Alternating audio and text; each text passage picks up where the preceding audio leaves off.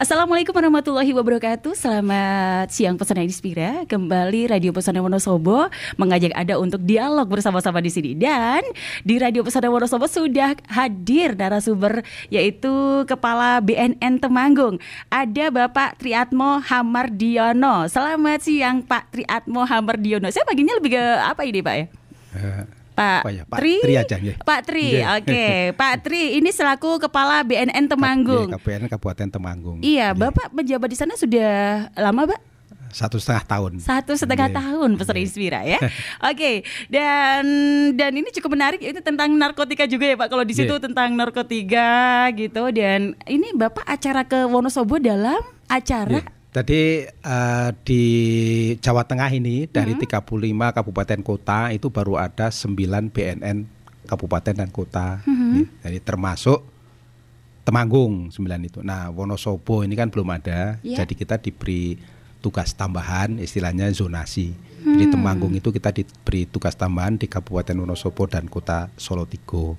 Nah, tadi kami menandatangani perjanjian dengan rutan rumah tahanan yang di Wonosobo. Itu yang berkaitan dengan rumah tahanan bersih dari narkoba gitu.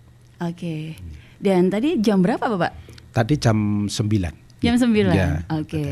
Dan pinarak ke Radio Pesona ini. Pas banget ini. Kita kan ingin mengoptimalkan ini, ada media-media penyiaran di Wonosobo yang mungkin kita bisa juga ikut nimbrung ini untuk mensosialisasikan mengenai bahaya narkoba bagi kalangan masyarakat Wonosobo. Oke. Dan termasuk pelajar juga ya Bapak khususnya pelajar gitu. Karena itu kan generasi muda ya. Dan berdasarkan data kita sekarang itu marak sekali gitu.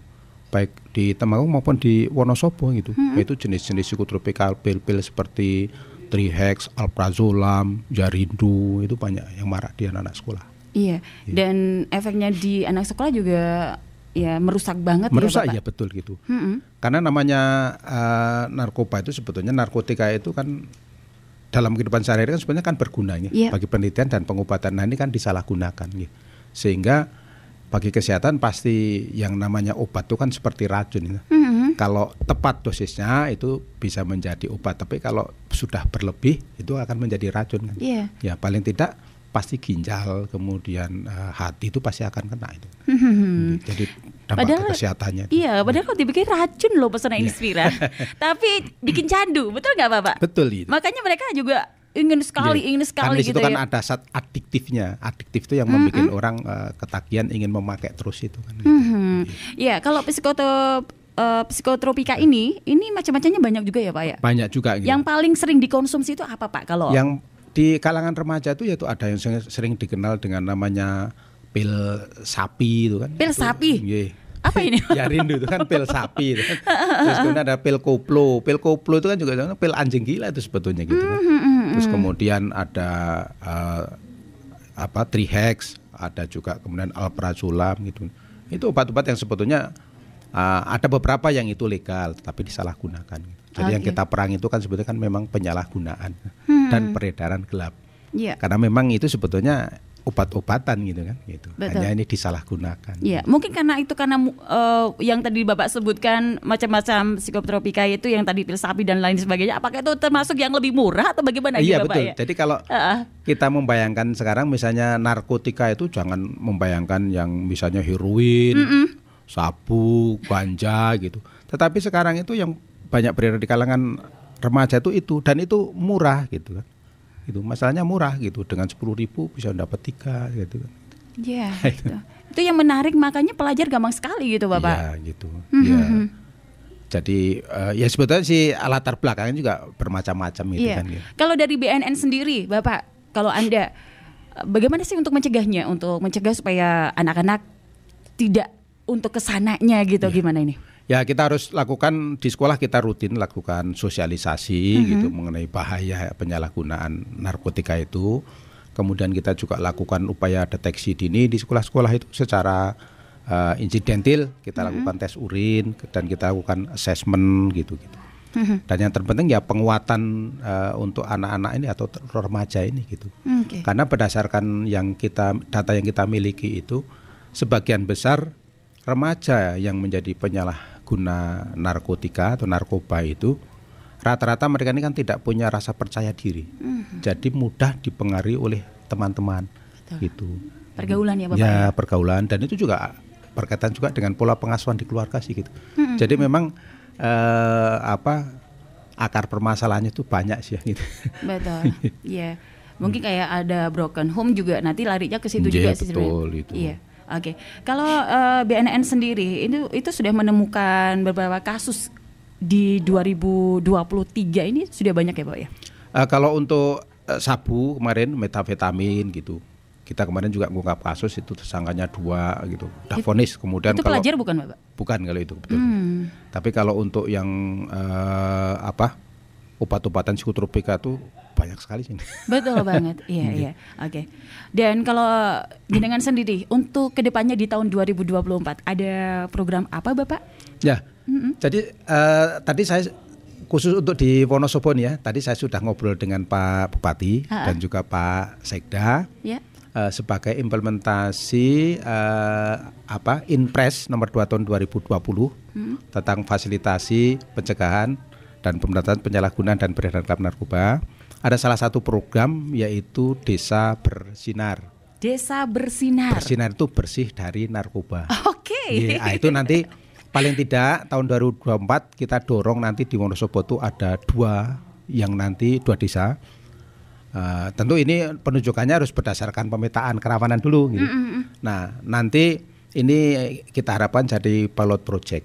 Nah, di dalam Desa Bersinar itu nanti ada beberapa kegiatan. Yang pertama namanya IBM. Intervensi berbasis masyarakat. Nanti kita akan melatih ada namanya agen AP itu yang nanti mereka kita latih.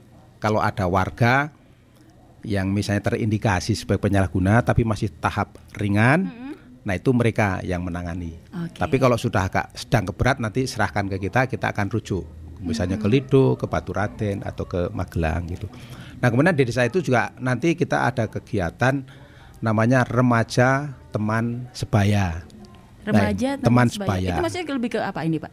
Nanti itu remaja-remaja itu kita berikan seperti pelatihan-pelatihan, intinya mengenali mereka itu kan punya kelebihan-kelebihan yang itu nanti bisa dikembangkan. Kemudian bagaimana memiliki ketahanan diri segala itu kan, nanti kan kaitannya kan remaja ini kan banyak kan yang tidak punya rasa percaya diri, tidak bisa menolak tadi itu. Terus kemudian ada lagi kegiatan yang ketiga itu ketahanan keluarga. Jadi itu semacam nanti ada orang tua lengkap dengan putranya. Kita berikan materi seperti parenting. Intinya bagaimana komunikasi di dalam keluarga itu. Ini cukup kompleks sekali. Ada sekitar 4 ya Pak tadi sebutkannya. 4 atau berapa tadi? Ada 3 kegiatan Desa nanti. Bersinar. Di Desa Bersinar itu ada 3 kegiatan. 3 kegiatan itu. Oke. Baik. Dan Desa Bersinar itu kan pastinya akan memilih desa-desa yang akan ditentukan. Iya. Berarti Bapak atau semua kru survei dulu atau bagaimana Pak? Nanti kita kerjasama dengan Kesbang karena sebenarnya yang leading sektornya untuk program namanya P4GN tadi itu kan di Kesbang sebenarnya kalau yang belum ada BNNK-nya itu. Nah, nanti juga dengan dinas sosial kemudian dengan Polres kita kumpulkan data. Jadi untuk menentukan daerah kerawanan itu kan kita punya 8 indikator pokok tambah 5 indikator tambahan. Nah, nanti dari situ kita petakan gitu. Supaya nanti mana kira-kira yang kita akan tunjuk. Nanti itu dibikinkan surat keputusan dari Bapak Bupati. Nanti setelah dipetakan akan ditentukan berapa desa ya Bapak? Minimal 2 dulu lah. Minimal 2 iya. Dan mudah-mudahan 2 ini akan sukses di tahun 2024 ya Bapak nanti ya. Menjadi pilot project. Pilot project gitu. Luar biasa. Dan harapan dari kegiatan ini dari Desa Bersinar Bapak? Nanti desa ini kan kalau kemarin pas COVID itu kan sudah terbukti yang memiliki daya tahan tinggi kan dibandingkan dengan kota itu. Betul. Bisa survive, bisa bertahan gitu. Nah, harapannya juga sekarang ini kan karena peredaran narkoba itu kan tidak hanya di kota saja gitu. Tetapi di desa pun sudah mulai itu. Harapannya nanti benteng ini mulai dari desa-desa itu. Kalau dari desa-desa ini yang nanti kita mulai dengan ketahanan keluarga tadi kan. Nah, itu bisa dimulai dari desa. Harapannya ya nanti kalau desa-desa sudah bisa membentengi diri, harapannya ya akan bisa menekan peredaran narkoba. Oke, baik. Mudah-mudahan sesuai dengan harapan ya Pak. Yes, harapan. Tentu komitmen yang kita perlukan, komitmen dari stakeholder secara bersama. Iya. Ini kemungkinan di bulan apa Pak di 2024? Ya Februari harusnya sudah bisa mulai. Wow. Kalau Januari sudah diskepkan, Februari sudah harus running. Kerja Pak, kerja nyata. Iya. Gitu. Oke.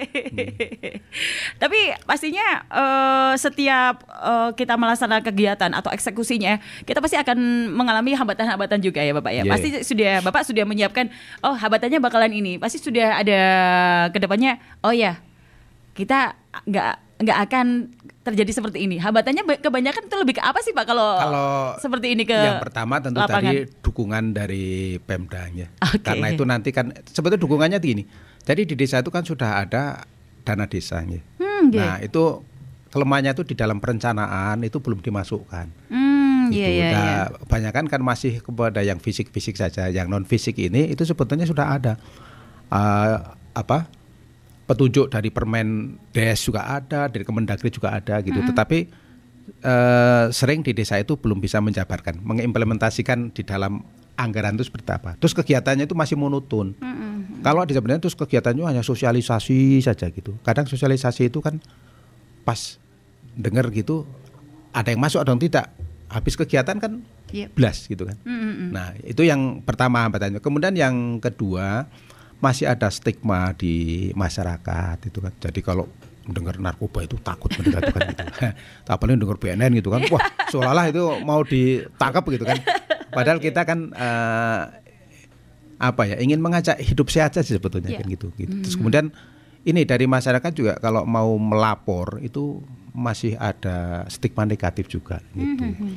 Jadi, kalau ngelapor nanti ditahan, nanti nama baik, itu gitu. Ya. Padahal itu kan nggak perlu ditutupi, karena kita juga ingin memfasilitasi bagi pecandu yang ingin sembuh itu, kita fasilitasi untuk direhabilitasi. Rehabilitasi itu yang kalau sudah terlanjur, sudah terlanjur candu gitu ya. Dan tadi Bapak menyebutkan melapor, jangan merasa takut dan sebagainya. Melapornya kemana Bapak? Nah, jadi rehabilitasi itu kan ada dua ya, itu yang wajib atau compulsory.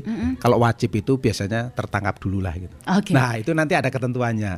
Ada namanya surat edaran MA. Kalau misalnya pas dites urin positif, kemudian ada BP-nya, ada ketentuannya. Itu nanti keluarga atau penyidik itu bisa mengajukan TAT. TAT itu tim assessment terpadu. Jadi bisa ngajukan nanti. Sudah dilaksanakan di Wonosobo, diajukan ke Temanggung. Jadi ketua timnya adalah saya sebagai kepala BNNK. Nanti ada dua tim itu, ada tim hukum, ada tim medis.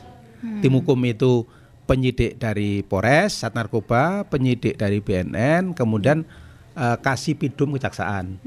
Itu akan mempelajari BAP-nya, mendalami apakah yang bersangkutan ini termasuk jaringan sindikat atau hanya penyalahguna. Nah, kemudian yang kedua ada tim medis. Tim medis itu akan melakukan assessment sejauh mana dia kecanduan. Nah, nanti ketemu nih, ini bukan bagian jaringan, ini hanya penyalahguna. Ini perlu direhab karena sudah kecanduan. Nanti kita keluarkan surat rekomendasi. Nah, itu nanti yang akan dijadikan dasar oleh hakim untuk memberikan vonis. Apakah penjara saja ataukah rehabilitasi di penjara yang ada program rehabilitasi ataukah dia hanya rehabilitasi. Itu prosesnya panjang. Nah, yang kedua ini yang perlu saya sampaikan, namanya rehabilitasi sukarela atau voluntary. Nah, ini lapor ke BNN BNN Temanggung, Wonosobo juga kita bisa gitu. Atau ke namanya IPWL, Institusi Penerima Wajib Lapor. Nah, kalau lapor ke BNNK, kita tidak akan proses hukum. Sepanjang ketika lakukan assessment dia bukan bagian dari jaringan. Jangan sampai dia sebetulnya jaringan tapi mau nutupi diri karena dikejar-kejar saat narkoba misalnya terus ke BNN ini biar dibilang korban. Tapi kita assessment juga. Kalau dia memang benar-benar pecandu gitu, akan kita bantu untuk dilakukan rehabilitasi. Tidak akan kita proses hukum dan tidak membayar. Nah, itu gitu. Itu dengan menggunakan apa ya Pak? Nomor telepon atau bagaimana ketika kita melapor? Datang sendiri sebaiknya. Datang sendiri, mau diantar keluarga atau diantar siapapun yang bisa dipertanggungjawabkan, datang saja. Alamatnya Bapak? Di Komplek Dinas Dinas Tenaga Kerja dan Perindustrian Maron Temanggung. Nggih. Baik. Nggih, atau komplek BLK kalau orang Temanggung tahunya komplek BLK, Balai Latihan Kerja. Oke, baik. Kita punya klinik di sana. Iya. Baik. Kayaknya kita ngobrolnya sudah sangat seru sekali. Mungkin mungkin untuk closing Bapak untuk mengajak Pesona Inspira untuk lebih terhindar dari narkoba. Iya, silakan monggo.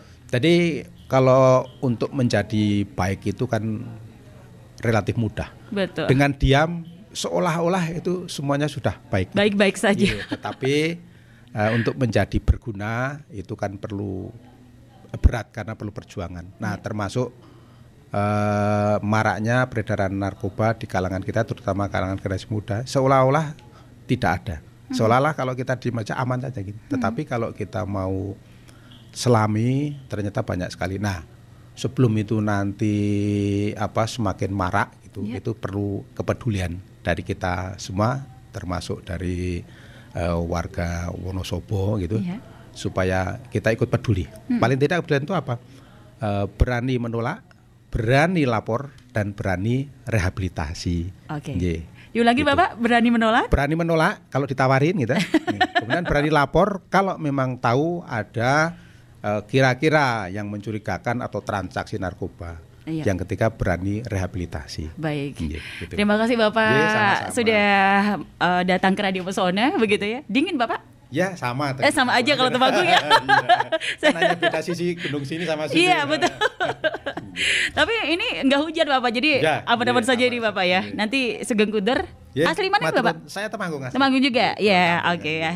Baik, terima kasih untuk sama-sama. Pak Tri Atmo, bener ya? Iya, Tri Atmo. Pak Tri Atmo, terima kasih untuk sharing-sharingnya di sini di Radio Pesona dan Pesona Inspira. Jangan lupa tadi sudah disebutkan sama Pak Tri Atmo, yaitu tadi berani menolak, ya. Oke, ada lagi berani lapor dan juga berani rehabilitasi ya. Baik, dan terima kasih untuk Anda Pesona Inspira sudah menyimak dialog hari ini bersama BNN dari Temanggung. Saya Meta Kania. Wassalamualaikum warahmatullahi wabarakatuh.